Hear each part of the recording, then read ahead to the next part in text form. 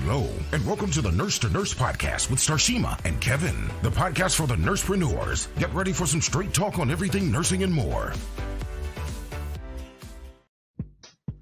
All right, welcome everybody to the Nurse to Nurse podcast with Miss Starshema, your brand nurse coach, and Kevin with Central Valley Medical. I'm your educator over here at Central Valley Medical, so thank you for joining us tonight. How you doing, Starshema? How you feeling?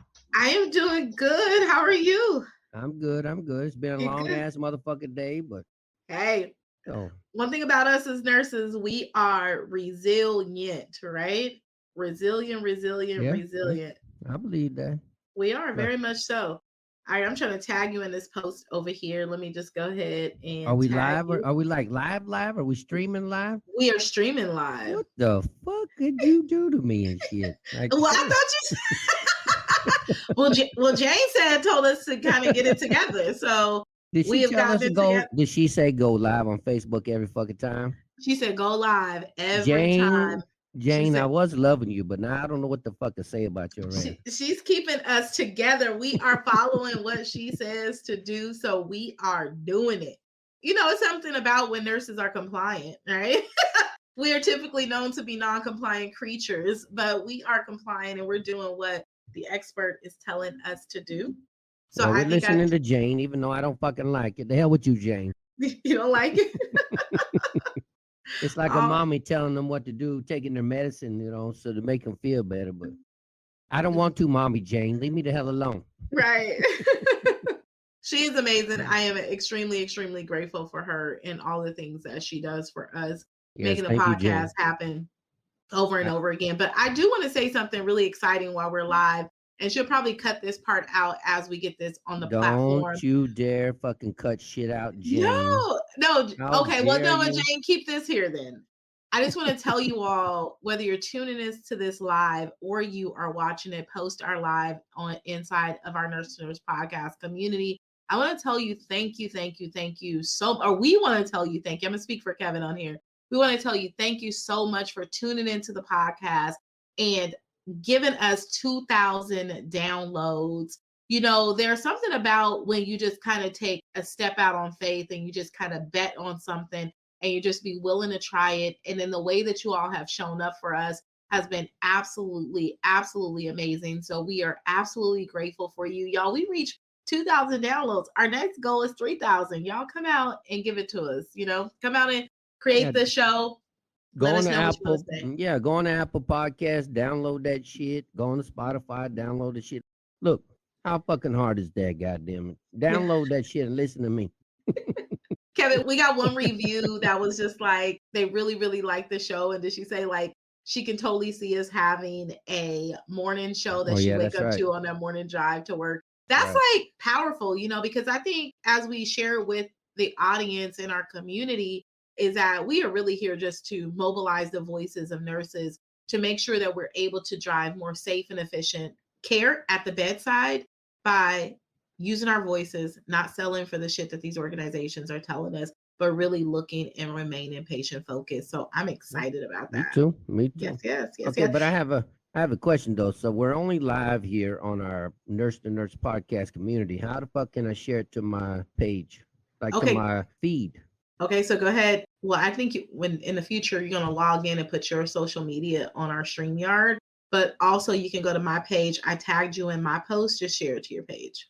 Are you it's on your Starshema page? Yep, it is live on the Starshema page. Let me go find Starshema. Oh, okay, go find me. No, but it only lets me do send because it only lets me do it. It just says send. It won't let me share. Okay, hold tight. Well, let's just fix this technical things. Yeah, what the right. Fuck? Let me edit the privacy because StreamYard likes to lock our things down. All right, now you should be able to share. Go ahead and refresh. Damn, all this bullshit. We are learning. And the great thing, Kevin, is like we get to go to school in public in front of other nurses, other people to say, hey, do what you got to do. It's not always going to be perfect, but the idea is that you get it done. No, still says send.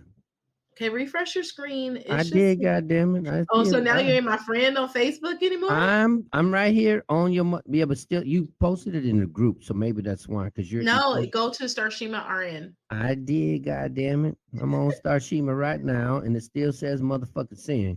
Because it says on their group post. That's why. So it shows it on your page as a group post. Okay, no. Go back.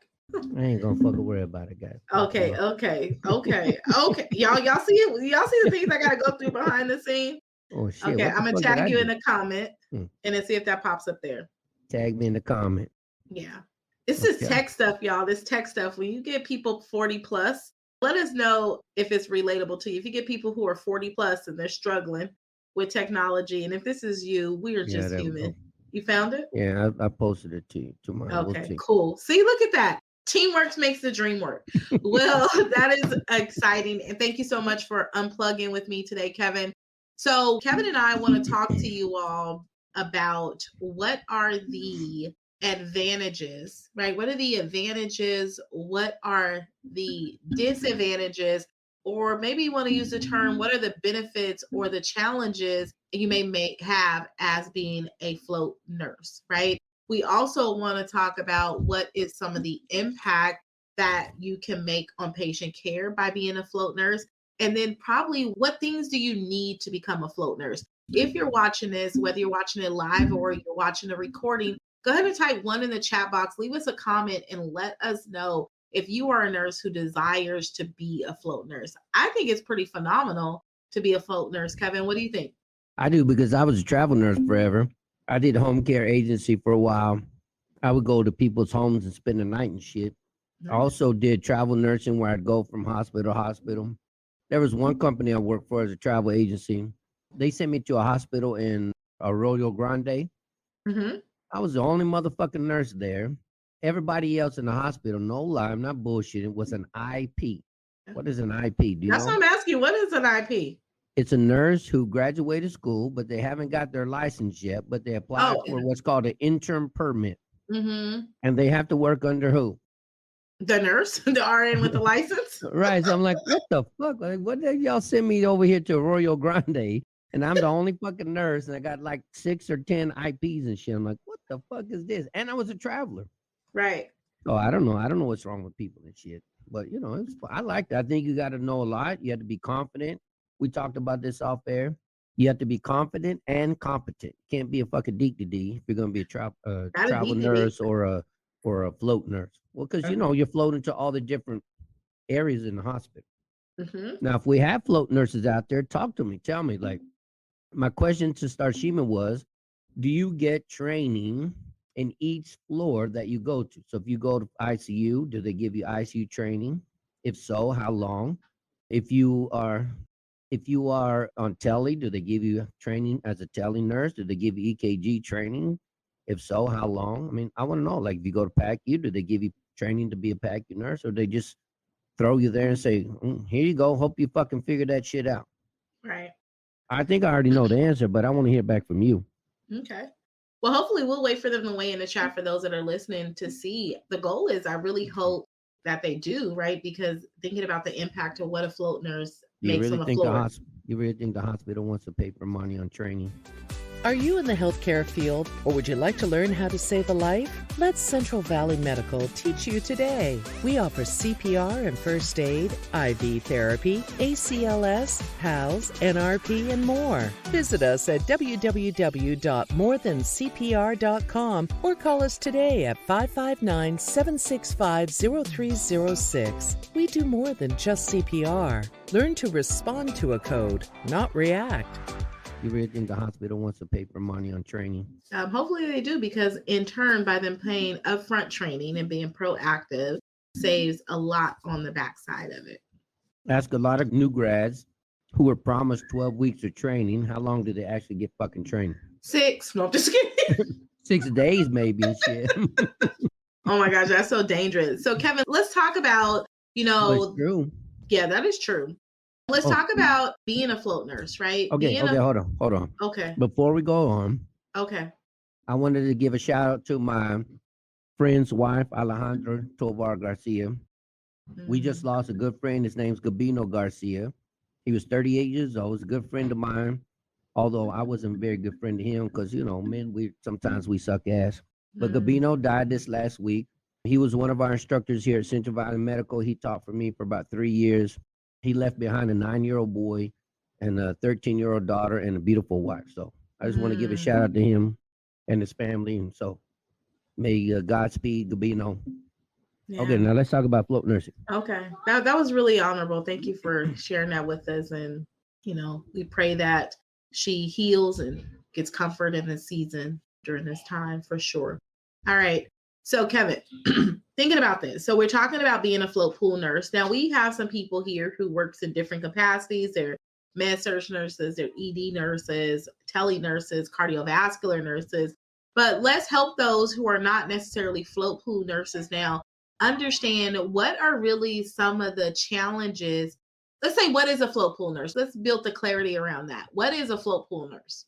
A float pool nurse is a nurse that is hired on the float team that is sent to different areas of the hospital. Med-surg, tele, ER, ICU, PACU, wherever the fuck they want to send you, they can send you. Mm-hmm.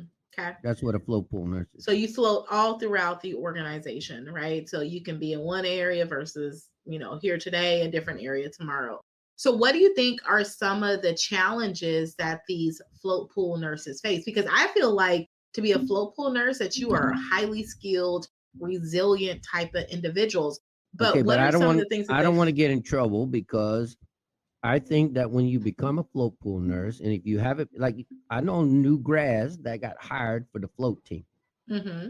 So I'm not trying to knock anybody, because I think you're an awesome nurse if you're floating to different places. However, if you're a new grad or a young nurse with a year or two experience and you join the float team, you don't have a whole lot of knowledge and skills to be floating to these different areas. So I don't know if they float them to just one unit, med-surg unit, and the next day they float them to tele. I don't know how they're doing it anymore, but I don't think that some of them are always highly skilled. Now they may become highly skilled, but you have to tell me out there. I haven't been a float nurse in a long time, so you have to tell me what you're doing and seeing nowadays. Well, I was just thinking that I think that organizations, when they are hiring float pool nurses, that it's a particular caliber of nurse that they want, right? I don't see a 1 year or 2 year nurse. I do. I know many of them. They come through my training. Many of them, they're a brand new grad that just got hired on the float pool. I know for a fact they are. With me thinking about, I'm a big person. I'm a big proponent of experience, right? Some people are very huge on education. A lot of organizations now are pushing leadership, and leadership is based upon your education. Some people may agree with me, some may not, but I am a nurse who really believes that the more experience you have allows you to gain more skill, which allows you to critically think through patients better, which can help you make better judgment. Now, I'm not saying that a BSN nurse or a MSN nurse cannot make better judgment because of their level of education, right? But I really feel like the divide is experience, not education. Because what is sit in a classroom if you don't know how to do it? I'll give you an example. There's a facility. Just so fucking Jane won't beat me out of shit. There's a facility here locally. It is our level 1 trauma center, but I won't tell you the fucking name of it. There's a unit called the CPU, Cardiac Progressive Care Unit, the CPU unit, I think it is. I don't remember what floor it is. But I know for a fact, because I get all their students who come through here, they had a nurse on the floor that was only a nurse for 10 months, already a charge nurse. And I'm not saying that he or she can't make a good charge nurse, but maybe I'm old school. I just don't see how a nurse with 10 months experience, who hasn't even had a year of nursing yet to even learn how to be a fucking nurse, can be a charge nurse. Yeah, because because when you think about leadership, you think about the decisiveness, you think about being a resource, because when you get into these levels of management, even being a float nurse, you're really a resource, right? And if you haven't seen the thing, because I think about working in ED in 5 years, you don't even see just a smidget of things, like some of the things that we talk about in the green room. I was like, I've never taken care of that ever before, or I've never pushed that medication ever before. Like, how can they really be true leaders? Well, I mean, I'm not saying they can't be a leader, because you don't have to necessarily know all the stuff to be a good leader, but you have to be smart enough to know who knows and who to go to get the information. My problem is that a nurse, any nurse, it doesn't matter what floor you're working on, your first year of nursing, you don't learn nursing. You're learning time management, how to keep your fucking head above water. To me, you don't start learning nursing until year 2. But, that's just my opinion. No, exactly. So I agree. So if you said 10 months, if you haven't learned the skill, then how are you leading a group of people? How do you become their resource? How do you be the one that can make good decisions in a crunch situation? Like that comes with experience, skill, your ability to be able to critical think. Critical thinking come by the more time and the more experience you have, right? Because you can't have a novice nurse know how to critically think through some of your most critical patients because they don't have that experience yet.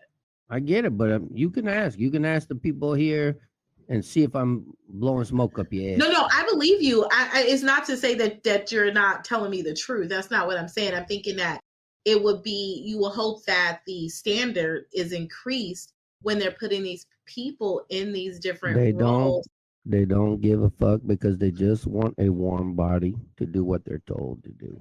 But that impacts patient care and patient outcomes. They don't give a fuck. They just want a warm body so they don't have to do the work. Okay. So tell us, what do you feel like are some of the challenges that float nurses face? So even if they're a 10-month experienced nurse, whether they're a 25-year experienced nurse, what do you feel are some of the challenges by being a float nurse, by going through all these different departments? What are some challenges that they must face? So you want me to give you some pros and cons? Yeah, let's talk about the cons first. Let's get to the cons. So these are the top 10 cons or disadvantages of being a float pool nurse. You need to be trained in many units, right? So one of the top disadvantages of being a float pool nurse is that you may have to be trained on multiple specialty units.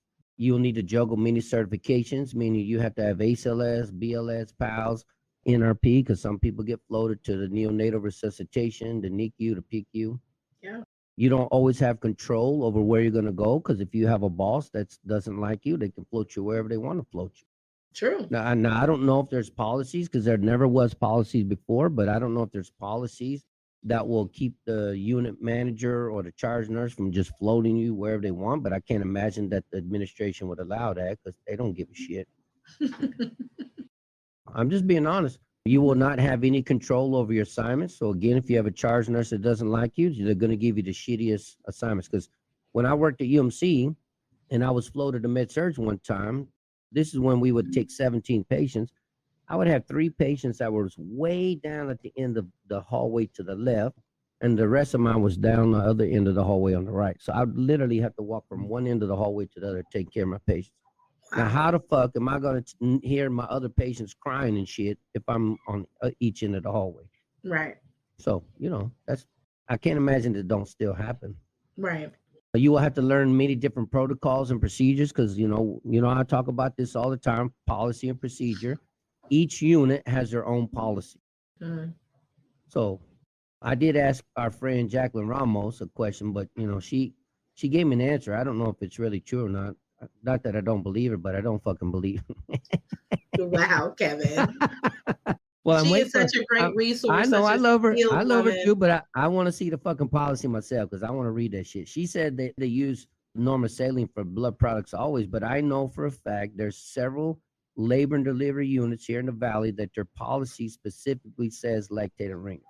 Okay. So I want to read the policy. Like I want to see it and read it for myself.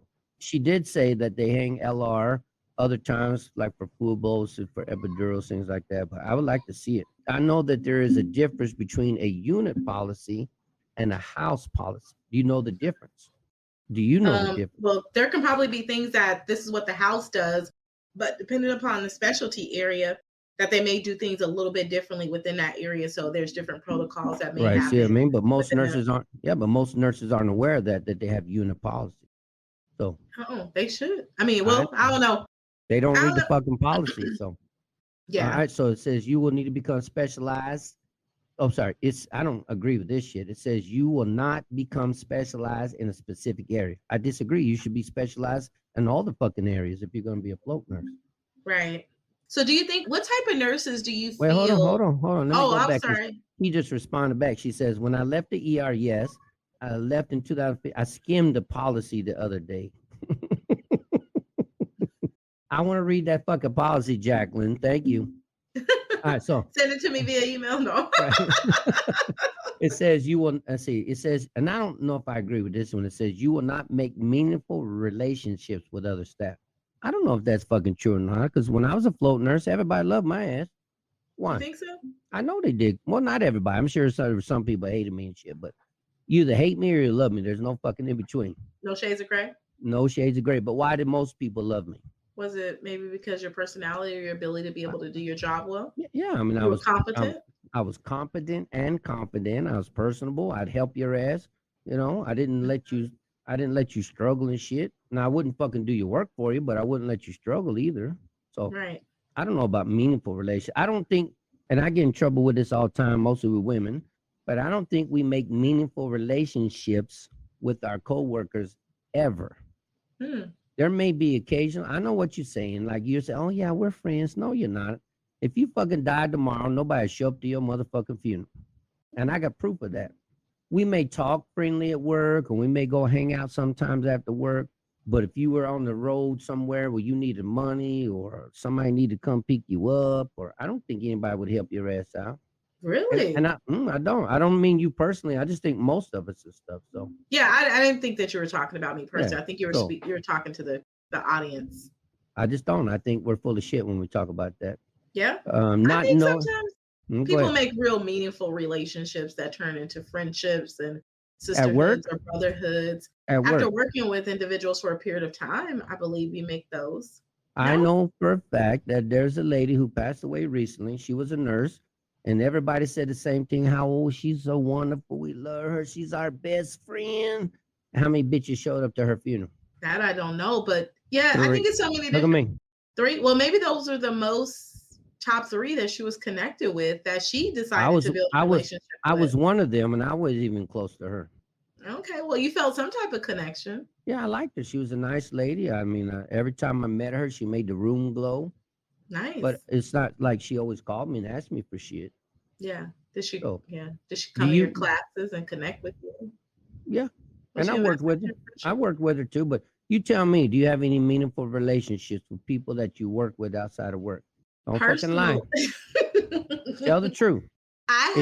If you were on the side of the road tomorrow, and your car broke down and you need $1,000 to get that motherfucker towed, that's a meaningful relationship. How many of these bitches would show up and give you $1,000 to have your ass towed?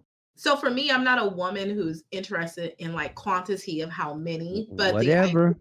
Having like one or two meaningful relationships. That's pie in the sky. That's pie in the sky dreaming. How many of those bitches would show up to help your ass? I mean, I know I have a good solid 2, but here's the thing is that I haven't intentionally, I met them either working with them in some capacity. Did you meet them in the hospital working? Not necessarily in a hospital, but in a working relationship. I have met them and it has grown. And I feel like you're like every other woman you like to turn that shit around. I'm not turning it around. Yes, I'm just saying it's true. I am calling book. No, but for me, I'm not interested in having 1,000 women in my corner. I got you. I'm not. I just need one. The idea is just one. Right here. And see, for that person that you were talking about, you just needed one. I see what the fuck does that say? Kevin. So that way Jane can't bleep me out. Right? But that's just for me, and that may just be what it is that sometimes people don't go to work to find relationships. Like I don't go to work to look for my best friend. I got you. But but I think you still can meet some meaningful people along the way. How about this one? The next one says not knowing where everything is on the unit. I think that would be huge, right? A float pool nurse, you may not know where everything is on the unit you're working on. This includes supplies. We talked about this earlier because I'm on a mission for this. The crash cart, linens, things like that. So that can be challenging. And it can make you look like you don't know what you're doing, even though you're not, It makes you look like a DTD, but you really make you look right. Right. It's hard to form patience. I'm sorry. It says it's hard to form patient relationships. Because some people spend 3 or 4 or 5, 6 days in the hospital. You may be taking care of them one day. The next day, you may be on another unit. So, people don't know why you're floating around. Maybe they think you're a DTD because you float to too many units and shit. Right. Absolutely. So thinking about that, so those were some of the challenges that float nurses, or some of the common challenges that we can come up with that some float nurses may face. Let me ask you this. who do you feel, what type of nurse do you feel is the ideal float nurse? Like for me, I feel like who would make a real good float nurse is like an ER nurse or an ICU nurse. I know I may seem so biased because I was an ER nurse, but I really feel people told me right out of school to not go and specialize in a particular area, right? They told me go start with med surge and not go to ER. But I'm so grateful that I went to ED because in the ED, I felt like I seen tons of disease processes. I seen what it was like when they were at some of their most vulnerable times, when they were on the brink of life, and the measures that we took to turn them around. And then it also helped me as a nurse to move with a sense of urgency that I see sometimes that people don't have, or we kind of take advantage of that thing of time and we don't move fast enough. We don't use our critical thinking quick enough to intervene for our patients. So I feel like an ED nurse or an ICU nurse makes a really good float nurse. What do you think? Yeah, I don't think so. Okay. And Tell the me reason why. the reason why I say that is because I always tell new grads, don't start in the ED right out of school, just like you Hmm. did. And it's not because you're not smart enough. It's just I've seen from my personal experience, just my personal experience, people who go from school straight to ED, they get bit by the adrenaline bug. And then once you learn how to run fast paced and you can critical think and you can do all that shit, then you go to another floor where it's not fast paced and you're bored as shit. Yeah, that's true. And it's hard. Like it's a hard transition. I'm not saying everybody can't do it, but it's very hard to transition. Hmm. I tell new grads, if you want that critical care training, you want that, I would rather you go to ICU first and then go to other places. Because if you're an ICU nurse, you get that critical care thinking skill set, and that you can float. That's why they make ER nurses and ICU nurses probably make the best rapid response nurses, Hmm. because they're used to the fast pace, they're used to the adrenaline, they're not scared, they don't get, they're confident. Sometimes though, it can bring you to have overconfidence though. You get too cocky and shit and you miss shit. So Hmm. I just think that I don't think nurses have to go to Lupita Gill said, I started med surge, and as much as I didn't like it, I learned structure and organization. Yeah, I agree with that. I agree with that totally. Because I think if a lot of ER nurses go to the med surge Lupita, I think they would suck ass because it's a different style of nursing. I'm not saying you can't take care of 5 or 6 patients on med surge and tele, but a lot of those patients want to be talked to, and ER nurses don't want to talk to their patients. ICU nurses don't want to talk to their patients. They want to stab you with the needle, draw your blood, and get the fuck on.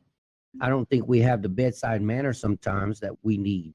You know what I Mm, mean? So we just want to get the hell in, fix the shit, and get the hell out. right. And I think he can come back to bite you in the ass. So does that make sense? Yeah, that But makes sense. and that's my point about float nursing though. If you're going to float to ER, ICU, and all these other different areas, do you have the competency training to float to these different areas? Hmm. Like, how many of you have been a float nurse out there? If you've been a float nurse, tell me, do you get any kind of specialty training in the different areas you go to? And if so, how long? Because, I had a nurse came to my class not too long ago. She said she had a nurse on the floor who documented, are you ready for this? I'm glad you're fucking sitting down.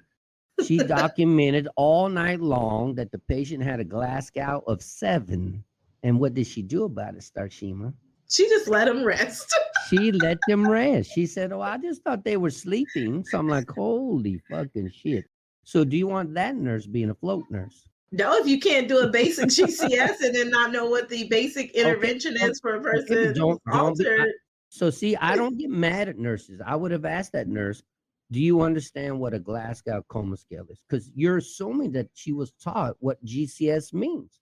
You're laughing, but I'm just being honest with you. There's a lot of nurses who are lacking in education because the education system has failed them.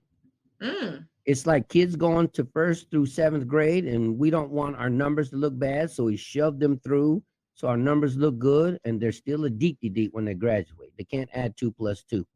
And I'm sure nurses are the same fucking way. Don't laugh. I'm sure nurses are the same way. Look at all those nurses in Florida that passed the NCLEX, even though they didn't go to a real school. And now they're getting their license taken away. Do you remember that story we talked I about? remember that. I remember that So story. what does that say about the NCLEX? It could be a number of different things that we can say Anybody about can it. anybody can pass a motherfucking test. Hmm. Right. So what does that say about the test?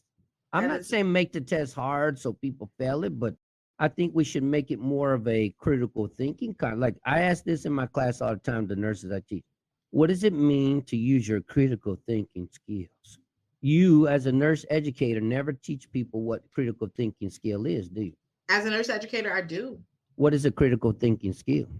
A critical thinking skill, like the ability to be able to listen attentively, right? Communicate well, written, oral. Your students have no idea what you just fucking said. Why they don't? Because you got to bring it down and talk to them like a kindergartner, because nobody teaches you what it means to have a critical thinking skill, though. People tell you what to do and how to use it, but they never show you what it is.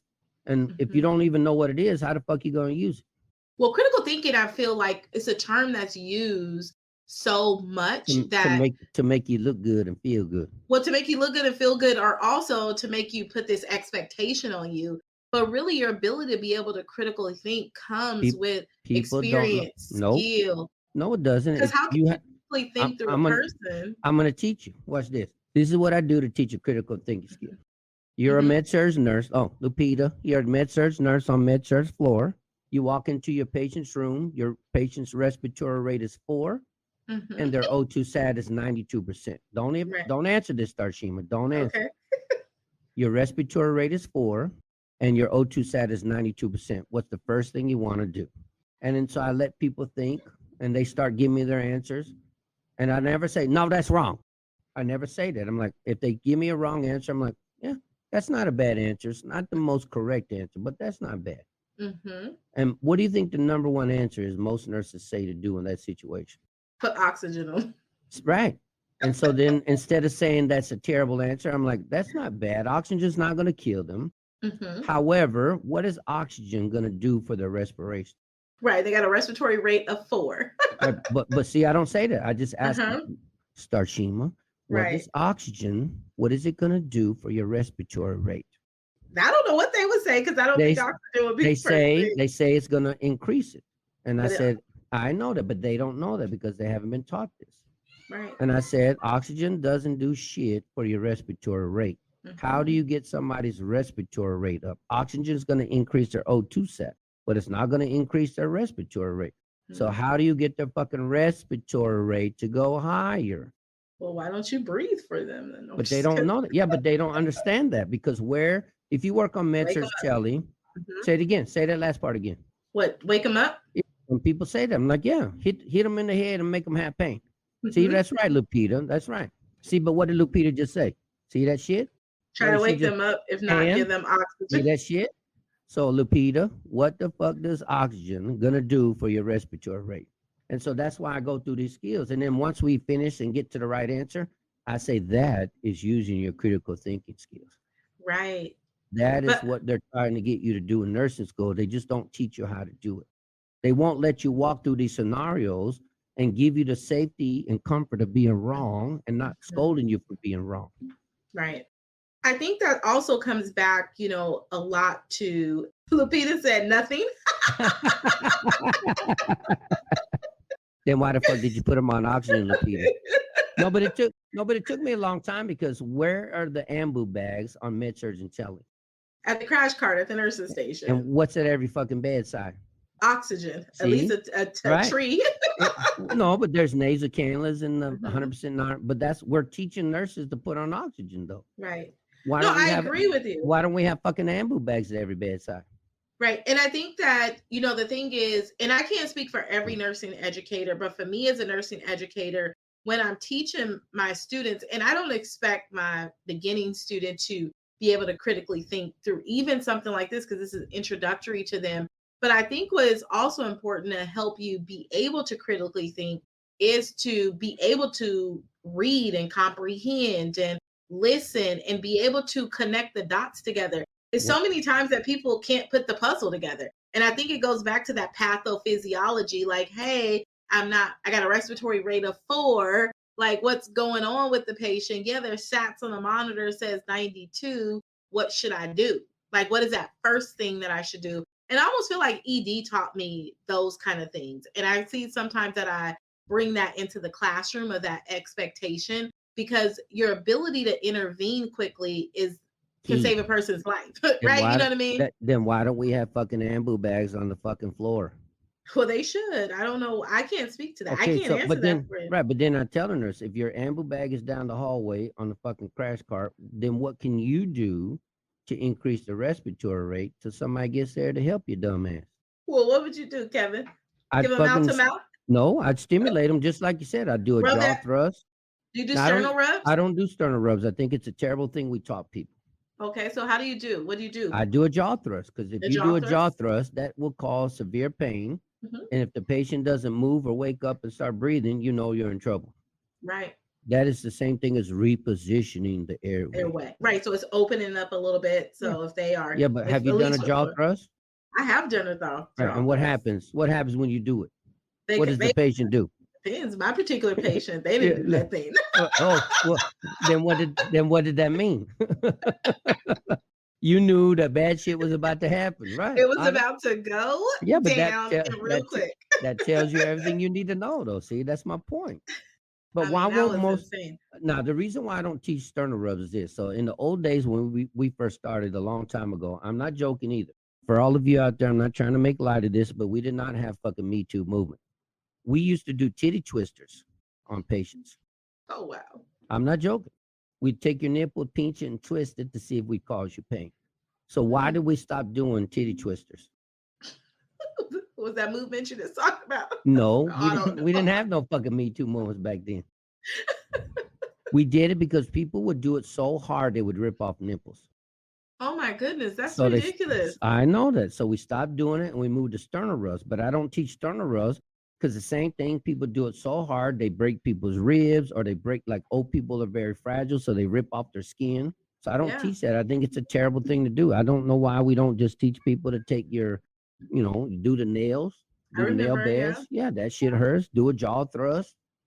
They said now they're grabbing the patient and pinching them. That doesn't do shit. There's a lot of people you can pinch the shit out of their muscles and they don't do anything. So I don't. To me, that's a terrible thing too, because everybody has a high tolerance for pain. But I can tell you, no matter how high your pain tolerance is, not very many people can withstand your fingernail beds being smashed or your jaw thrust being lifted.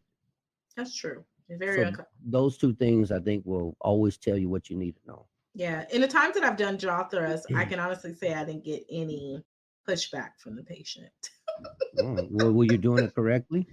I think the patient was just, about to see Jesus. Yes, it was. He or she was knocking on the door with that. So yeah. So now we talked about the kind of nursing that really sets up to be a good float nurse. What do you think are some of the benefits for that nurse who makes a good float nurse? What are some of the benefits of being in the role of a float nurse? So this is the information I looked up. You got a more flexible schedule. You can probably get paid more because, as a float nurse, you get, some hospitals will pay you like an extra differential for being a float nurse. Plus, if you do nights, you get differentials, weekends. Sometimes you can always find a damn job because now you're going to have more skills because you have different, skill set than just being a med-surg nurse or just being a ICU nurse or like that. So you have different skill sets. If you have a bad day on a certain unit, you can tell them to piss off and you don't have to go back to that unit for a while, That's one good thing. Yeah. You can be called a jack of all trades. My favorite is you don't have to worry about the fucking unit politics. You don't have to go to the unit meetings. You can just go in, do your job, and get the fuck on. So I like that. Nice. You won't get bored. You don't get bored because you get a little bit of everything. You learn new shit. Believe it or not, you have a decrease in burnout because you don't have to stay in one place putting up with the same fucking people every day. So right. That's a benefit right there. So you know what? I hear this all the time about a jack of all trades and a master of none. And we typically stop there, right? It says a jack of all trades and a master of none, but oftentimes better than a master of one. Yeah, I get that. Like sometimes we don't finish that complete quote. And I'm not saying that you said anything wrong, but it's been something that I've used. If people have said like, hey, you're a jack of all trades because I do this and I do that, but they never say, but oftentimes it's better than a master of one. So I just wanted to add that context to it. Those are some great benefits there, though. I really like that. Say it one more time. But it says a jack of all trades is a master of none, but oftentimes better than a master of one. So what? I don't know if I truly agree with that in regards to nursing, because what if I am a float nurse for 5 or 10 years? What if I'm a float nurse for 5 or 10 years? What does that tell me? Remember my 10,000 hour rule. Right. So what if I'm a float nurse for 5 to 10 years and I floated to all these different places? Could I not be considered a expert in all these areas? But are you a master? What is the difference? Is an expert or a master the same thing? Yeah, but will you ever be a true master in medicine? No, because it's always ever changing. Expert versus master. So master means to acquire complete knowledge or skill in a subject, technique, or art. Expert is having or involving a great deal of knowledge or skill in a particular area. So to me, in medicine, would anybody ever be a master of medicine? Probably no, it's ever evolving. See what I mean? So I think that's unachievable. Yeah. So that's what they're saying is better to have basically be a master of none. So you're, but you can be an expert, but not a master, right? Than to have stopped and possibly and be trying to master one thing, which is like we're saying that because of the nature of healthcare, it is never mastered because we are always changing, evolving over time. I don't think anybody will ever be a Buddha of nursing. Yeah. Nobody will. Nobody all things will are ever possible. Assume. All things are possible. No one will Kevin. ever. even Kevin will never be a master of medicine. Even though I strive, there's no way. Yeah, but you're an expert, huh? I'm an expert. Nice. Not at all nursing though. I'm only an expert. I'm only an expert in what I know, but I'm not an expert in every field of nursing. That's impossible. Absolutely. I agree with you. I'm not an infection control nurse. I'm not a dialysis nurse. I mean, well, you should be an expert in infection control because one of our jobs is to prevent and control the spread of infection as nurses. I wouldn't say I'm an expert. I think I'm pretty good at it, but I wouldn't call myself an expert. Okay, that's fair. That's fair.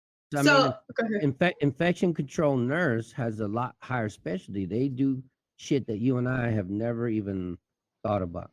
Yeah, like analyzing data, looking at trend. They do that. Yeah, I do. I think, and not just that, but they look at all the different diseases, the way it's spread, how it's spread. If you go and ask a general nurse a general question about a certain type of disease and say, is this contact precaution or airborne precaution? I think most nurses wouldn't know. Ooh, like they wouldn't know where to put their C. diff patient? No, I don't think so. No, but I'm being honest. I don't know the difference. Go ahead. No, like if you said somebody had tuberculosis, contact or airborne precaution? Is airborne. Airborne. What goes in airborne isolation? How about shingles? Shingle goes in airborne as well. Yeah, but how many would say that? I don't know. It's about the size of the virus of the bacteria. 5 microns. Exactly. That's why I think most people wouldn't know that. I don't think most nurses would. I could be wrong, but maybe you should do a poll. The hard part is I don't think people would cheat and shit. Yeah. Jacqueline's busting my balls. Thank you, Jacqueline, for busting my balls. I love you. What did she say? She sent you the policy? No, she didn't send me the policy. But just so you know, Jacqueline, we're on air live right now talking shit.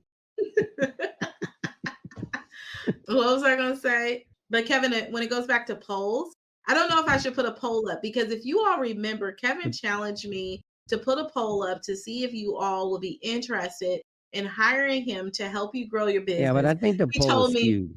No. The thing is that it was delivered because you wanted more specific data and you all answered the poll and Kevin never paid out. He never paid out, y'all.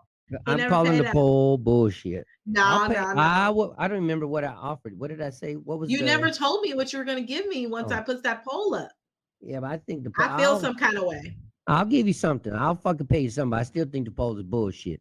Because if you would have said, Lupita, would you be willing to pay Kevin $1,000 an hour to mentor you? I can almost guarantee the poll would fuck Kevin and his $1,000. Well, it depends on what you're mentoring about. People pay to collapse time. Okay, no matter what the fuck Kevin is mentoring about, would you pay him $1,000 an hour? Well, Kevin, I don't think that would be a good lot. See, what did Lupita see? I told you. Well, Lupita, though, here's the thing, Lupita. Thank you for being here. So listen, if Kevin could give you a solution to a problem that you're having, that he can work with you for 3 hours. You better be honest, and Lupita. with him fixing that problem for you. So 3 hours at $1,000 an hour, that's $3,000. And you have the potential to threefold or fourfold that investment. Would you make the investment? Don't fucking lie, Lupita. Be honest. I'll wait for you, Lupita. Don't worry. I know we're waiting for Lupita. I'm sitting here watching the chat like, Lupita, drop that answer, girlfriend. I already know the answer. She said, it says, if it was to increase my knowledge and make me money, then yes. Bam, bam. I still bam. don't believe it. I love you, Lupita, but I still don't believe it. See, you can't. So here's the thing. I was just having a conversation in my community last night. Like, when we are growing these businesses, I know we just digress from float nurses to talking about business, something I'm absolutely passionate about. But so when we are having these businesses, we can't project our mindsets into our potential clients. I don't project it. I just know customers, because remember I told you this already. I do work that I don't always teach, and I do mentorship. I go out to the community and I have a specialty skill that I use, and people bitch that I charge them $100 an hour, Starshema. Then they're not your people. Why are you settling for people who are not I'm not people? settling. I just tell them that's what I charge, and they get mad and stomp away. I just know what people, I know people. Right. And I know people are fucking cheap and they don't want to spend the money because they don't see the benefit in it. That's the problem.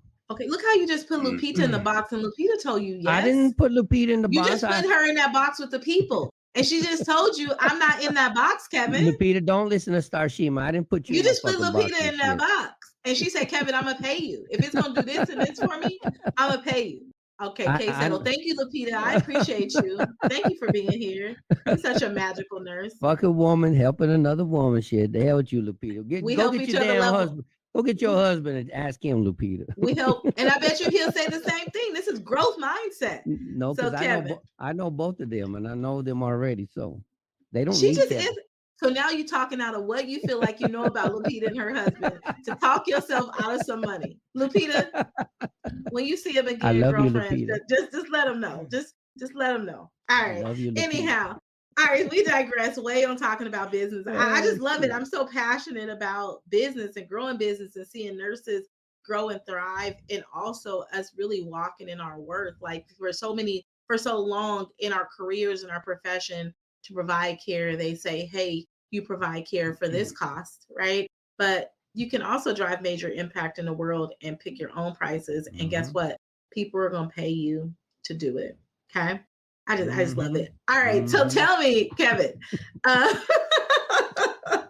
watch y'all. I'm going to get Kevin into my program before 2023 is out. I'm not being in no program. Okay. That's what he's saying right now, y'all. But once I show him how to, no, I'm just kidding. I'm just messing with Kevin. All right. So Kevin, let's look at the impact of float nurses on patient care. Is it a good thing or is it a bad thing?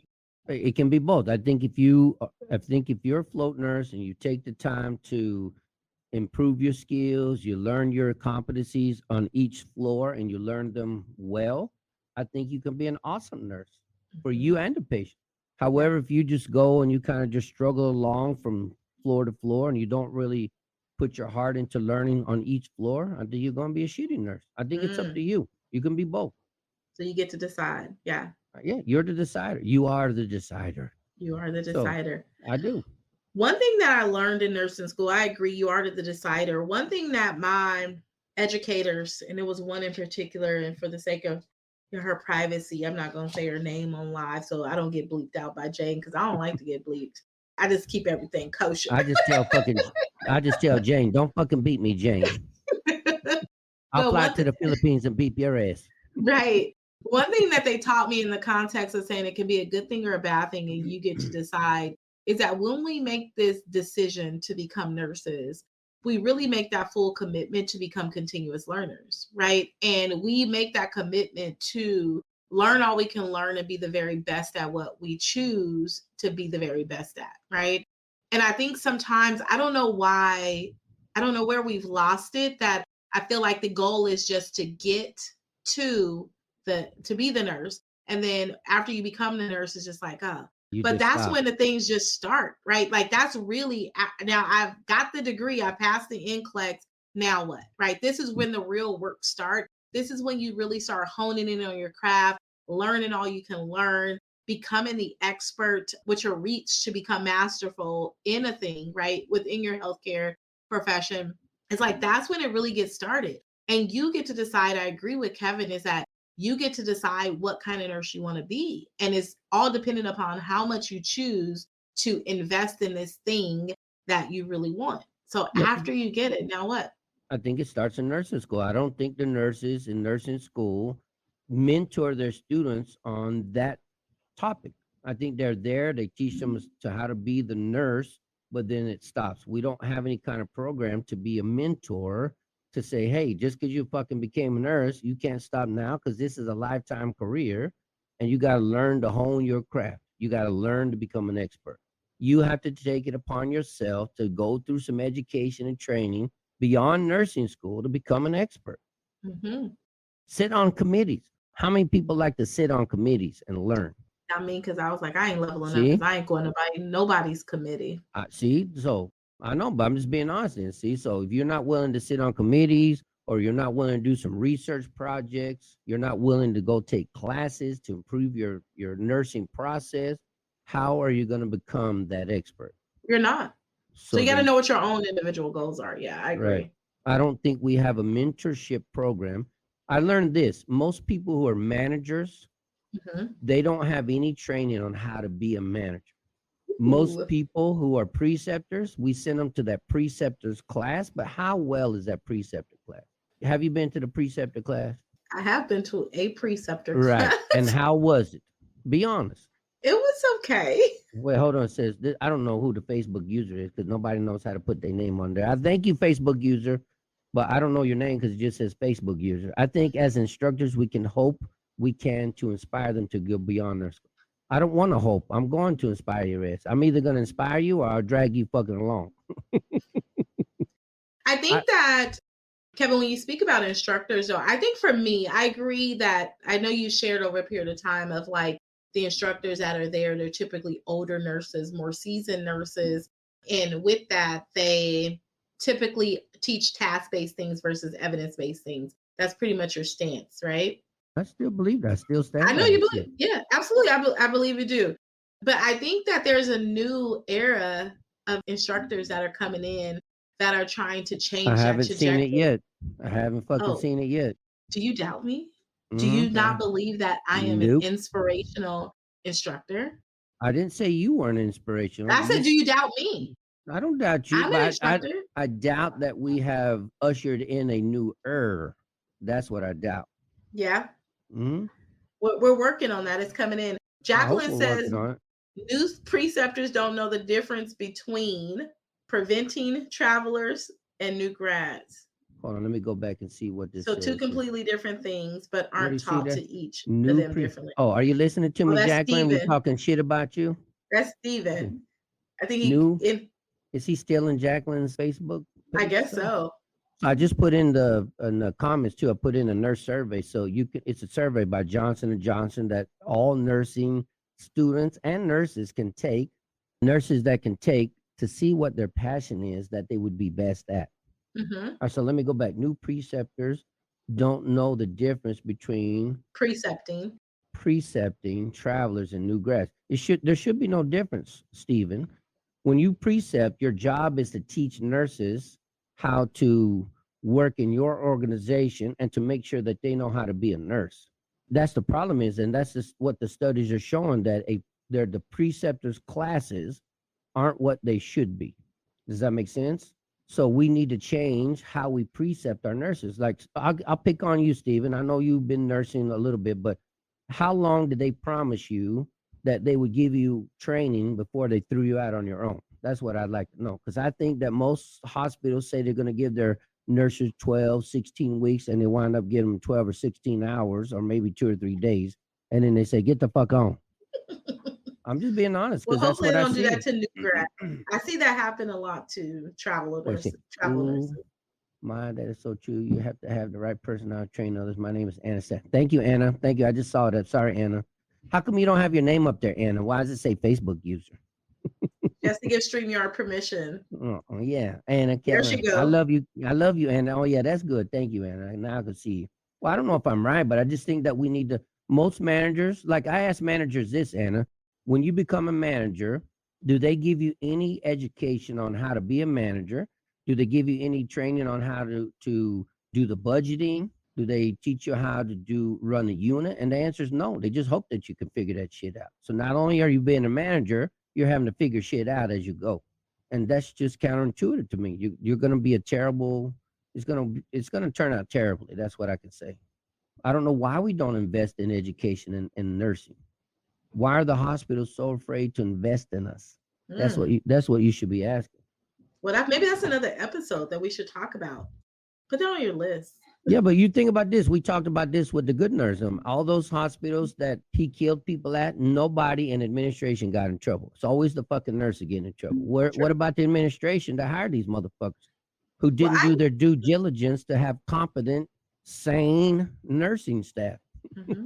I think the thing is that, and I hate to say this like this, but I think organizations employ people in these leadership roles. I know it looks like it's here to protect us as the nurses, but sometimes I think it's there to protect the organization. Oh, so Anna says, all I know is that my first manager, I don't know what that means, perpetuated, eating me as a new grad, and I'm passionate about training yeah, that's true. And how long ago was this, Anna? How long ago did she train you? How long ago did she eat your ass? And I don't mean that in a bad way, Anna. Because I still tell people that. I still say that we have a lot of older nurses out there eating their young. 2015, see, that's not that long ago. No, it was not. So I'm just saying it's only like 5 or 6 years ago. Because this is the dynamics of nursing, Starshema, which I don't think you realize. Nursing is a bunch of old ass motherfuckers like me and a bunch of young nurses that are like maybe 1 or 2 years, and very few of you stuck in the middle. Because how long have you been a nurse? 10 or 12 years. Between 10 and 12, yeah. Right. Your generation of nursing graduated around 2008-ish. You're the ones that were supposed to come out and take over so we could fucking die and retire. But my age group couldn't die and retire because the 2008 financial collapse, we lost our shirts and we couldn't retire. So you couldn't even get a job right out of school. You had to fight for a fucking job and shit. Your age group of nurses. Okay. Now that you're in nursing, you're looking at my side, at the old people going, man, I wish you'd fucking retire, granny. And then you're looking at the new side saying, man, you're a bunch of dumb motherfuckers. And you're stuck in the middle of this conundrum of nursing right now. And I'm not saying they're dumb, but that's how sometimes we look at them, and we shouldn't. You're in the same boat as Starshema, Anna. 8 to 10 years. In between 8-year nurse and 15-year nurse, maybe 14-year nurse, that's when y'all all graduated in that time frame. No, we need you to train the nervous ones with the new nurses with us. Yeah, I would train new nurses, but you might not like the way I train them. Because I make them do the work. Like I make them critically think. I make them do the work. I teach a bunch of LVNs here, and I get the same question every time. Why do I need a fucking drug book? Because you're a fucking nurse and you give drugs? Why don't you look the shit up? But go ahead. Well, we have pharmacy. I'm like, why would you rely on pharmacy? Pharmacies are people. They make mistakes. Why don't you look the shit up yourself and learn the shit yourself before you go ask pharmacy to make sure that they're telling you the right information? Right. And this may be a topic for another podcast, but do you feel like the time that we're in today, meaning tech, meaning expectation, meaning that some feel more privileged than others, you know? Say that again. Say it one more time. Like the time, like you think about like, oh, why do I need a drug book? I almost feel like where the world is today, we are such a microwave society that a lot of the younger nurses feel entitled. They feel entitled. But and why? That they don't need to. Who taught them that entitlement? I feel like it's a societal standard at the moment. They're different generations and they feel entitled. Society didn't. Well, I mean, society might have taught them that, but why didn't we break that shit in nursing school? Why didn't you or Anna as nursing instructors say, listen, bitches, you ain't entitled to shit. You need to fucking learn how to read a book. You need to learn how to read a drug book because you're saving people's lives. I mean, but how do you say that people don't do that in nursing school, and that people just have a hard time with adjusting their own mentalities? And then when they get to you at the end. So if your students don't read a book and they don't do the right thing on the floor before they give the drugs, do you kick them to the curb? Well, they won't pass it. Well, you won't pass my class unless you can read a book and read the content that you need. I have a lot of people who come through here that haven't read the book. Oh, well, then I don't know. Did they come to my class? So I'm just kidding. I can't speak for what other people do within their classroom. I just know the level of instructor that I am. I got you, but we need everybody to have this same level. Well, it's changing a culture. That's a culture right. change. So how do you change? Because we still talk about Mona. Remember, I brought up Mona. Yeah, we talk about Mona. That morphine, that oxygen. But it's still on the fucking NCLEX. Why is it on the NCLEX? Why don't we change the NCLEX? Why don't we elevate our way of thinking in nursing? Why is nursing the last one to change to evidence-based medicine? Why are we the last ones? Because no one has forced the culture to be shifted. So. Because we do things the way that we've always done them. Right, but when people say that to me, well, that's the way we've always done it, Kevin. The first thing out of my mouth is, yeah, but is that the fucking right way? That is correct, because now things have become more advanced, more evidence, more studies that are there to help us change. But sometimes we teach the things that we've always done because they've always worked and nobody's challenged anyone to shift them. Right. But one thing, the NCLEX is shifting this year. I think it changed this month. The NCLEX is shifting. Yes, the NCLEX is changing. Like I heard, it's going to change big time. Mm-hmm. But how is it going to change? Well, what are the changes? To make them be able, I think one of the problems and the complaints that was happening was that nurses come out of nursing school not knowing how to critically think. And with that, the idea is to shift it to help them be able to make sure they're able to critically think, to be able to pass it. So this is what's operate at the bedside. This is what's going to happen. I can foresee it right now. I'm going to predict it right now. That's going to last for maybe a year or two, and you're going to see a significant failure in the NCLEX, and they'll change it back. Mm-hmm. The reason why, but the reason why is because you said the NCLEX is going to make them answer questions in a critically thinking manner, which nursing instructors, again, don't know how to teach a nurse to critically think. Because if you ask a general nursing student question, what does it mean to use your critical thinking skills? I can tell you most nurses say the same thing. I don't know. They didn't teach us how to use our critical thinking skills. Don't let them throw them instructors underneath the bus like that. No, but I'm being honest. I agree with them because I told you this already. You may go through critical thinking exercise, but you got to teach them what it means to have a critical thinking skill. You got to run through the skill first and say, that was a critical thinking skill. So that's the way you got to fucking think. I'll give you an example. You got a patient who's got a blood pressure. Anna says we do, right, Star? Whatever, Anna. Right. I'm here. Let me fucking hold my paper up again, Anna, for you too. Right here. Right there, Anna. Can you see that? Can you read that fucking Anna right there? All right, so I'll give you an example. If you have a patient who came into the ER and they didn't have an IV and their blood pressure is 80/40, what are you going to do? That they didn't have an IV? They don't have an IV and their blood pressure is 80/40. Just give them something to drink. I'm just playing around. I'm just playing. Well, I'm not mad at that. That might be the right thing to do. Oh, that ain't funny. I'm just messing around. No, but I'm just playing around. That might be the right thing to do, though. But well, you gonna sit them down for what? Okay, but if you ask 10 nurses that same question, what do you think most of the nurses are gonna want to do? Put an IV in the patient. And give what? A fluid bolus. Why do they need a fluid bolus?